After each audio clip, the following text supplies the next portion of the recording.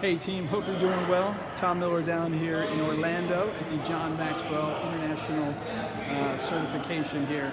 And I want to just talk about a few items. Let's talk about chapter 5, treat everyone with respect all the time. And John Maxwell has one of his laws is the law of respect. And this is a law that everybody, you either understand it or you get hit by the 2x4. And I'm a dominating personality, and I've got some inspiring traits. And it's interesting, both of their secret tips for a D is before you can be in authority, you have to learn how to be under authority. I failed at that.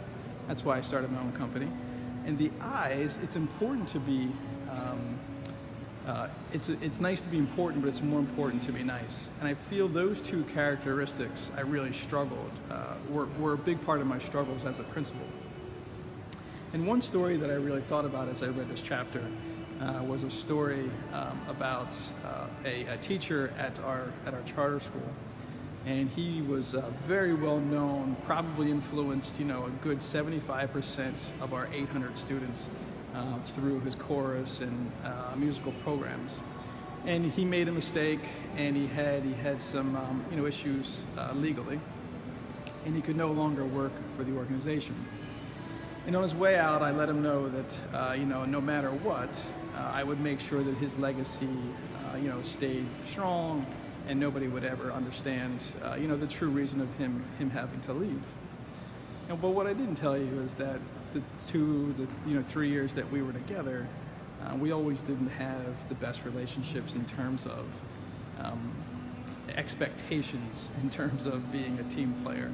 And it was a very influential program, so it certainly had a lot of just a lot of pull in the school, and a lot of things were already embedded before I got there, right? So me trying to pull anything away created friction, and I always didn't do it the right way.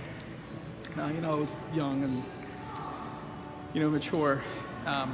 So when this legal matter happened and he wasn't working for us anymore, of course there was lots of rumors, and of course I was the reason, right? In terms of the general public of the view, I was the reason why this leader was no longer with us. So I took a lot of shrapnel, a lot of hits, but I definitely maintained my message that he chose to pursue other endeavors, and that was it.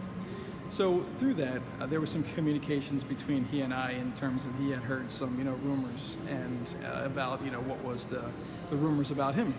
I told him nothing's coming from me, and as far as our students understand, you had some other opportunities, and obviously he was hurt by this loss, and obviously hurt by what had happened. It was certainly ruining he felt his credibility. He wrote me a text message that rocks my world.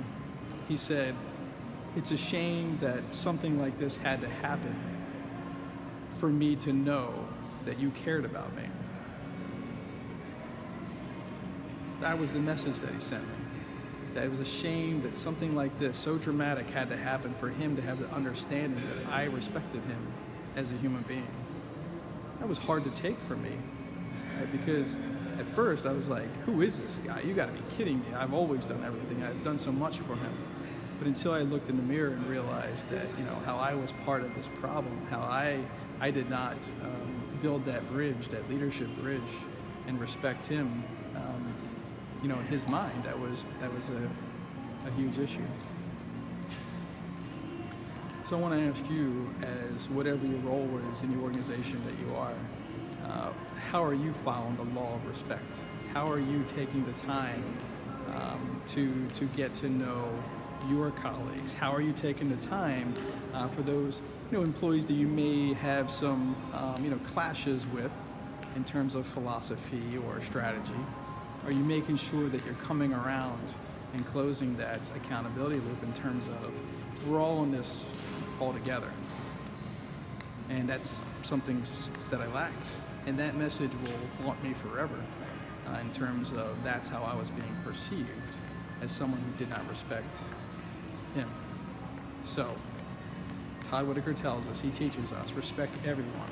all the time, no matter what. And as the leader, you cannot have a leaky face, as I call it, as I've learned. A leaky face is that you show too much emotion. You know, folks can read you right away. And that was me as a principal. I was, and probably still now, I get emotional pretty quick and I wear my emotions on my sleeve. So that in turn, other people can perceive that as being disrespectful, right? Or that you don't have the respect for them, or it's just your way or the highway.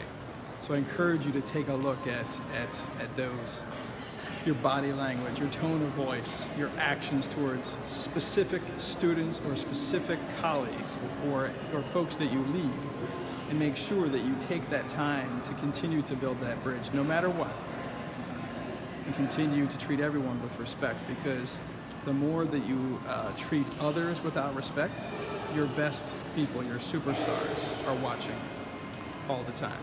So follow the law of respect, otherwise the law will give you consequences.